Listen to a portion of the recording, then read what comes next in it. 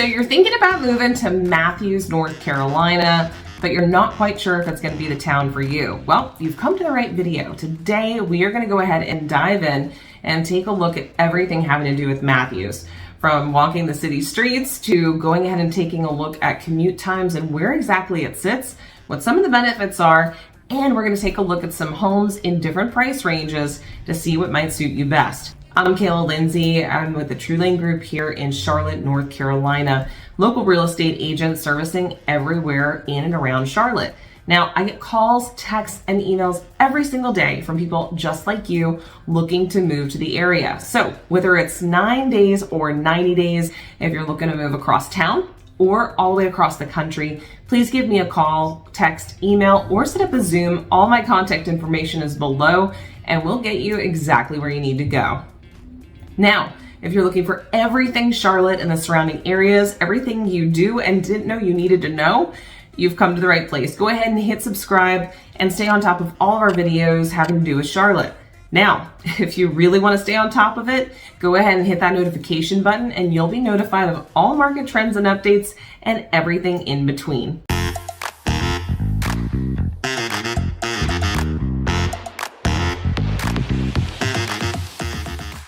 So let's dive into our video for today. Matthews. Now, Matthews personally, I think is one of the more underrated locations here in Charlotte.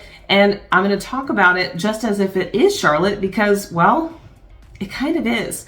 It sits within the 45 Beltline, has great commute times, really great taxes, and the schools are phenomenal. So why do I like Matthews? Well, everything I just mentioned and a little bit more. So let's dive in, take a look at the map, and I'm going to share with you what Matthews has to offer. So this is Matthews, North Carolina.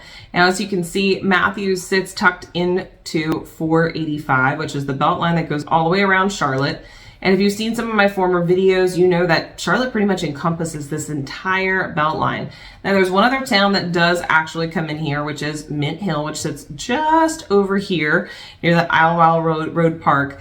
But Matthews is the unsung hero of Charlotte. And why do I say that?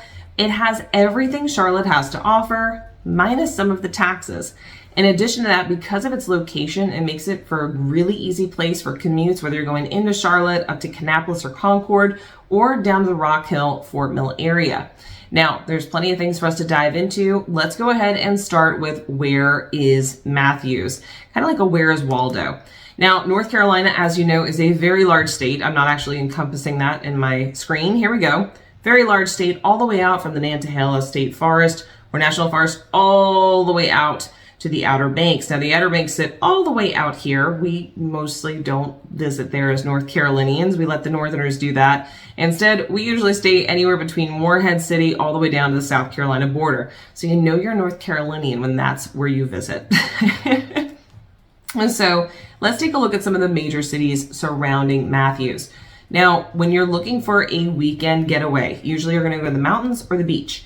The good thing is, if you want to go out to Asheville, it's only about a 2-hour drive from Matthews. In addition to that, if you want to go out to Wilmington, because that's where North Carolinians go, it's going to be about a 3.5-hour drive.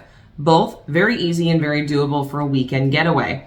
Now, if you're looking to go ahead and travel to some of the nearby cities, you're going to find that Greensboro and Winston-Salem are about an 1.5-hour drive, whereas Raleigh-Durham area is about a 2-hour drive.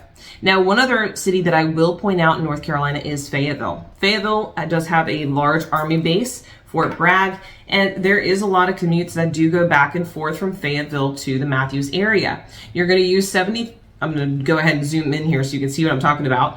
You can take 74 all the way out and then up into Fayetteville. This is going to be one of the most common ways in which to get there, and that's going to take you about 2 hours or so. Now, if you're a golfer, you're going to love going to Pinehurst. Pinehurst is still going to be about an 1.5-hour drive from Matthews, but because you're already on the south side of the city, you cut out a lot of that drive time from the northern end. So if you are in Matthews and trying to go to South Carolina, you're about an 1.5-hour-ish from Columbia, which is not too bad. Some people have said they've done it quicker, but go ahead and watch that speedometer. Now, here's some other things to bear in mind. If you're talking about just going out and having some fun and you like the lake life, We have major lakes here in Charlotte, and the most major lake is Lake Norman. Now, if you've seen any of my other videos, you already know this, but Lake Norman is the largest man-made lake in the East Coast, or on the East Coast. Now, Lake Norman feeds other lakes such as Mountain Island Lake, the Catawba River, which is very popular for rafting or tubing in summer, and Lake 𝗖𝗨. Now, Lake 𝗖𝗨 is going to be the closest lake to Matthews. It'll take you about 20 to 25 minutes to get there, give or take. But if you want to go all the way to Lake Norman, it's going to be about an hour drive, which is why most people on the south side of Charlotte would rather go to Lake 𝗖𝗨 to go ahead and have some fun, just because the drive is a lot shorter. Now, as I'm sure you've noticed, there is a band of lakes that run over on this side, Baden Lake being one of the largest ones. It's going to be a little bit of a drive. So most people are not going to go all the way out that way. Instead, they'll stay a little bit closer to the Lake 𝗖𝗨 area. All are an option, but I am still partial to Lake Norman personally. So let's take a look at some of the commute times so you have a better understanding of where you're driving to and how long it might take to get there. So as we take a look at Matthews as a whole, most people are going to commute into Charlotte. Now, the best way to get into Charlotte from Matthews is going to be taking 74. Now, 74 is called Independence Boulevard. That's actually, it's the name of the street is Independence. Now, back in the day, fun fact, right over here is where downtown Charlotte was supposed to be created. Funny enough, it just started moving all the way over here and just stopped. It never stopped building. So yes, the Bojangles Coliseum was actually supposed to be the center of Charlotte. It obviously is not there now. Now you'll see some of the remnants of what was to be built up as the main thoroughfare. And over the years, Charlotte has done a great job of creating overpasses over this road for other major intersections to keep the traffic moving. Now, when you're talking about backups, you're going to see your biggest backup right here in this first section if you're coming out of town. And you'll see your second backup right here where everybody is trying to get out of town to hit 45. Really, that's about it. They've cleaned it up quite a bit, and even the speed limit has been increased on this road to 55 in most areas, so you can get in and out pretty quickly. Now, your second way to get into Charlotte is going to be taking 45 all the way down and around up 77. Now, why do I point this out? Because the longer way, what does it matter? I point this out because there's multiple ways to get into the city from Matthews. That's one of the nicest things about its location. Because it's all the way on the outskirts on 45, you can drive multiple routes to get to the same location. Unlike some parts of Charlotte where there really is no option. You have one road, or they're all back roads, you name it, it's going to be a problem. So Matthews does have the availability to go in multiple directions. Now, the other most commonly trafficked would be going down to Rock Hill and Fort Mill, South Carolina. Now, again, as you can see, there's a lot of different thoroughfares on the backside, which these are all smaller roads, etc., to get in here.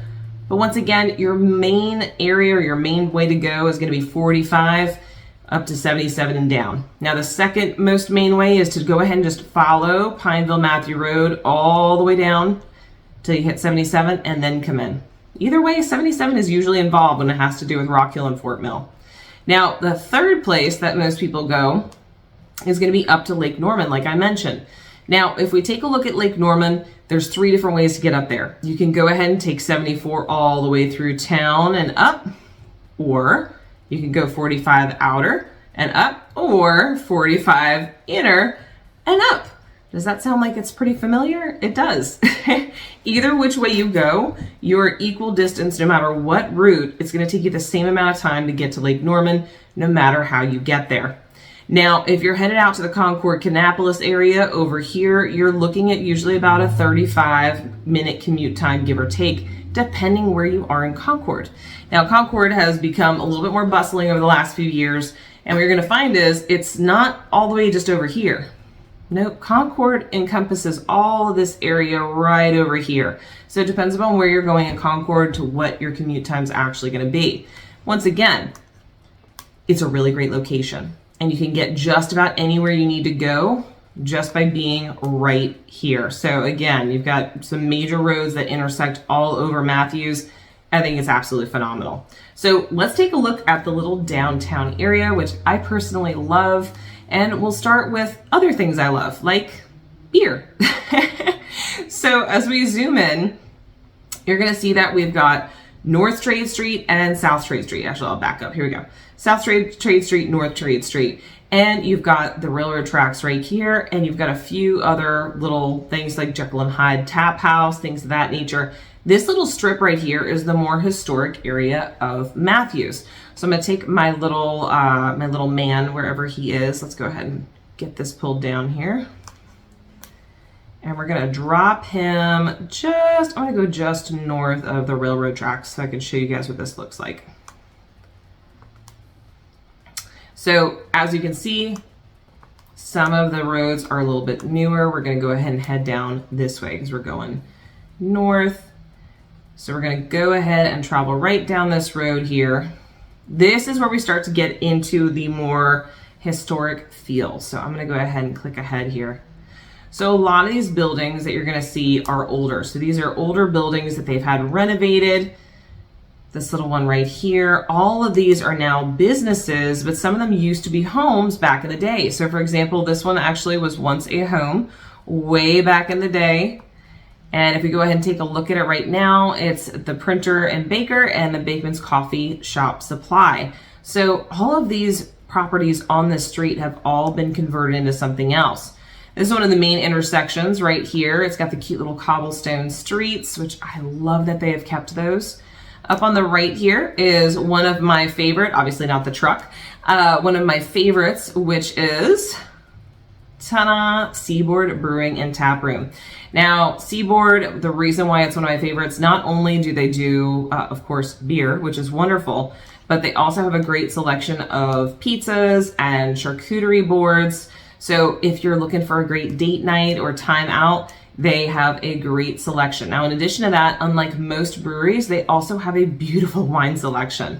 Now, you can sit both indoors or outdoors, have a little bit of fun, but it's a great spot to go with friends, acquaintances, date night. Like I said, this is one of my husband's and mine's favorite spot to go. Check it out. It is well worth the look. So there we go. There's Seaboard right there. And as we continue down, we're actually going to cross over the railroad tracks. That's right. There is still an active railway that goes right through Matthews. Now, many of these have been shut down or stopped being used, but they actually get passenger cars that come through, as well as anything from cattle to steel, you name it. They still are going to send those across those tracks. So you've got everything from commodities to people.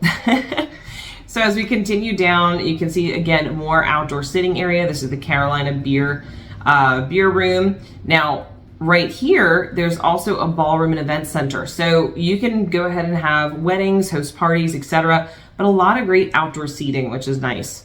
Now, what I want to point out in this particular section, look how old these buildings are. They are super old. This was the main drive, the main drag through Matthews. And of course, you still have the general store, which we will take a look at. If you go ahead to my vlog tour of Matthews, we do go through that store. I love it. As we come up here, again, more older locations, older buildings. O'Malley's Public House, Tap House.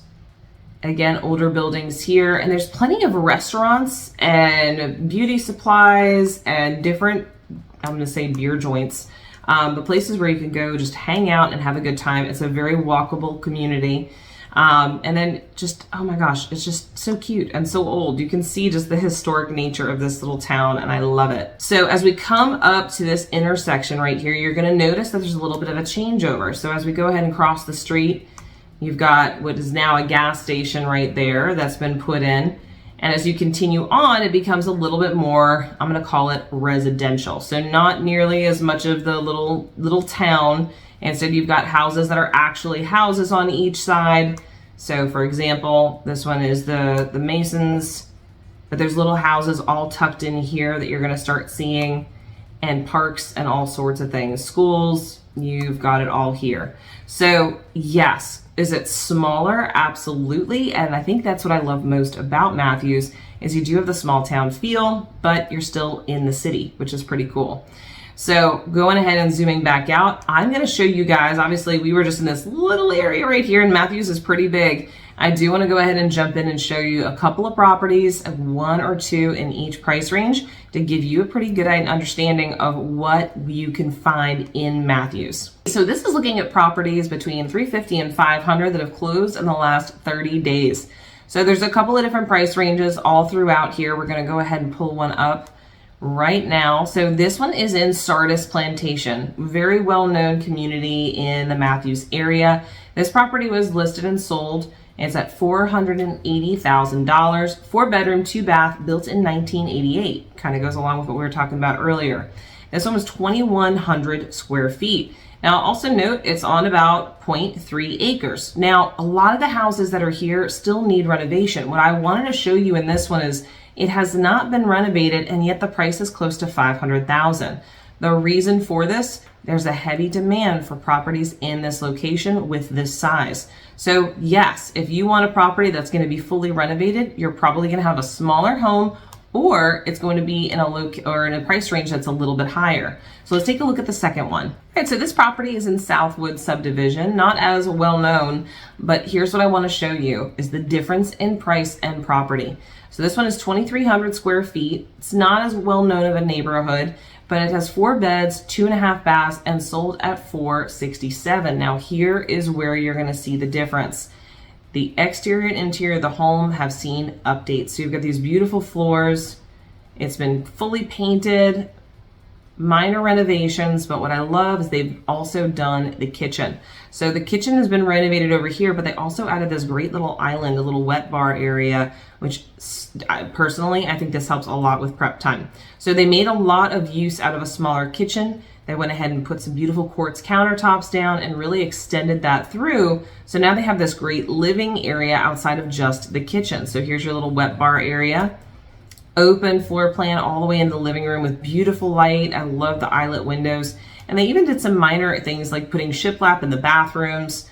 But all of this plays a role. And personally, I think this is a better bet if you're looking for something that is within your price range. This may be the kind of home that you want to look at. Now, yes, the acreage is a little bit smaller, but look how big this yard really is. 0.3 acres is quite a bit.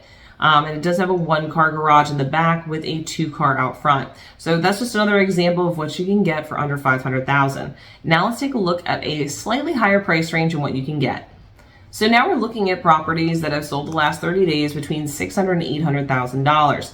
Now, of course, the interiors as well as what you can expect in this price range are going to vary. But let's take a dive and take a look at 2 properties that might be a good fit. All right, so this particular property, it was built in 2019. This is the newest one we've seen so far. Now, this is in Eden Hall. I'll point out it's only got 0.13 acres, but it sold for $600,000. It's a 4-bed, 3-bath, 2,800 square feet. And a lot of times when people are purchasing homes like this, they're looking for something that is new, right? So the newness of it is what's really helping. So look at this gorgeous kitchen, completely new. Again, it was only built in 2019. So as we go through, we can see that they've got every detail has not been updated. It's up to date. Big closets, very workable layout. Now, does it look a little bit different than some of the other homes we've looked at? Absolutely. And this is going to be in a community that's a little bit closer together. So let's take a look at one that's a little bit more spread out and what you can expect on the price. Here's a perfect example of what you can expect for a property that's going to be closer to the $800,000 price range. Now, it's a 4-bed, 3.5 bath, but it's 3,600 square feet and sits on a little over a ½ acre. This particular property, I think, is absolutely gorgeous. You can see it's kind of set back off of the road. It's got a beautiful spiral staircase or rounded staircase going up there. Not spiral, doesn't go in a whole circle. Now, while the furniture might be a little bit older, the layout is, honestly, it matches what we would have today, but it's not completely updated. So that's one thing I do want to point out. You've got the land, you've got the square footage, you might have to put a little bit of elbow grease into a little bit of paint and updating. So here is the layout here. Now, one thing once again that I want to point out, this was built in 2000, it matches that sort of layout. All you need are some new cabinets and maybe some new counters, and you're off to the races with what can be a brand new home. So now let's look at a slightly different price range and see what we can find in the luxury market. So your price range is up to $1 million. Let's take a look at what $1 million will get you in Matthews. This property was built in 1998. It's a 4-bed, 4.5 bath, almost 5,200 square feet. Absolutely gorgeous on 2 acres. It's completely private. Now, one thing you'll notice is, yes, some of the items in the home feel like they're a little dated. But what you will find is because you're sitting on a private 2 acres with that much square footage, that's what's going to make up for it. So as you can see, you have a beautiful rounded staircase coming into the front door. Absolutely gorgeous vaulted ceilings. Look at those. That fireplace is absolutely magnificent. And this is the focal point of the entirety of the home. Now, because of this, you've also got the kitchen a little bit offset. We're going to show that in a second. What they also have is a sitting room or sunroom, which is off of that main area, with a secondary, what I would say is a custom fireplace. Now, the kitchen layout is phenomenal, but like I said, it's a little bit dated. You might want to update it with some quartz countertops, paint those cabinets, and go ahead and change out the backsplash. You'll have a new kitchen in no time. And I do get questions on what that actually costs. It's not as expensive as you might think to go ahead and trade those items out. Now, once again, the master bath, yeah, you could update it, but look how absolutely luxurious this feel is. The rounded ceiling, large shower, huge walk-in closet. And here is your secondary space for what some people use as a nanny or for an in-law suite. Nice open floor plan, which, by the way, can be matched for some new construction for a layout like that. If you check out, there's actually a few builders I'd be happy to point you in the direction of, but they have that layout of overlooking the living room and front, very large catwalk. A lot of them are selling in the 700s, but the square footage is going to be under 4,000. So ask me about that if you've got questions.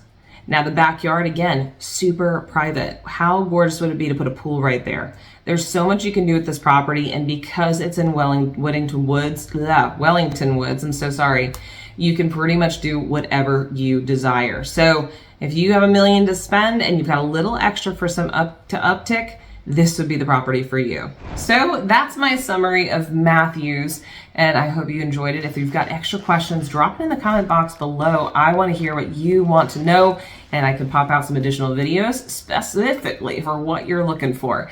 So if you're moving in 9 days or 90 days, whether it's across town or all the way across the country, please go ahead, shoot me a call, text, email, set up a Zoom. All my contact information is below, and I'll help you make your move exactly what you want it to be.